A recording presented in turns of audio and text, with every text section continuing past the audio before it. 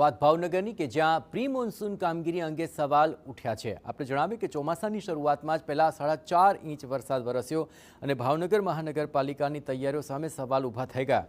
Chitra road, Kaliyabid railway station, Kumbharwada અને Waghawadi road સહિતના અનેક વિસ્તારોમાં પાણી ભરાયા અને લોકોને ભારે હાલાકીનો સામનો કરવો પડ્યો। દર વર્ષે 80 લાખથી 1 કરોડ રૂપિયાની પ્રી મોન્સૂન કામગીરી છતાં શહેરમાં પાણી ભરાતા હવે વિપક્ષે પણ કામગીરીની ગુણવત્તા સામે સવાલ ઉઠાવ્યા અને ભ્રષ્ટાચારના આક્ષેપ કર્યા છે। ભાવનગર તરતું 3 થી 4 ઇંચ વરસાદ પડે અને તરતું ભાવનગર કયેકના ઘરમાં પાણી ઘૂસી ગયા છે અને કયેક રોડ એમાં નુકસાન થયું છે, કયેક જગ્યાએ ભૂવા પડી ગયા છે। ખરેખર આ તમામ ખર્ચ જે તે કોન્ટ્રાક્ટરે કામ કર્યું હતું ને એની પાસેથી રિકવર કરી અને એને દંડ દેવો જોઈએ। દર વખતે પ્રી મોન્સૂનમાં આવી રીતે 80, 85 લાખ રૂપિયા નાખે છતાં જો પરિણામ ન મળે તો આમાં મોટો ભ્રષ્ટાચાર થતો હોય ને એવો સ્પષ્ટ અમારો આક્ષેપ છે।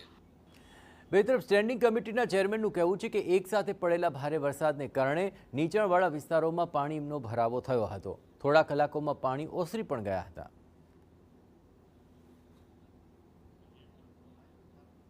તો 2 કલાક 3 કલાક ક્યાંક ને ક્યાંક પાણીનો ભરાવો થતો હોય છે। એ ભરાવાના આધારે કોંગ્રેસ આવી વાહિયાત વાત કરી રહી છે। કોઈ પણ જગ્યાએ હું પણ ફિલ્ડ ઉપર હતો, રાત્રે મારા તમામ નગરસેવકો, તમામ મારા તંત્રના સાથીઓ બધા જ રોડ ઉપર હતા અને મેં નિરીક્ષણ કર્યું છે કે 10 વાગ્યાથી વરસાદ 10:30થી ચાલુ થાય છે અને 12 વાગ્યા સુધીમાં 4.5 ઇંચ વરસાદ પડી જાય છે। ત્યારબાદ 1:30 વાગ્યા સુધી રસ્તા ઉપર પાણી હતું પણ એના નિકાલ જવાનો સમય જે મર્યાદા લાગતી એ નિકાલમાં તમામ પાણી નીકળી ગયું છે। કપાસ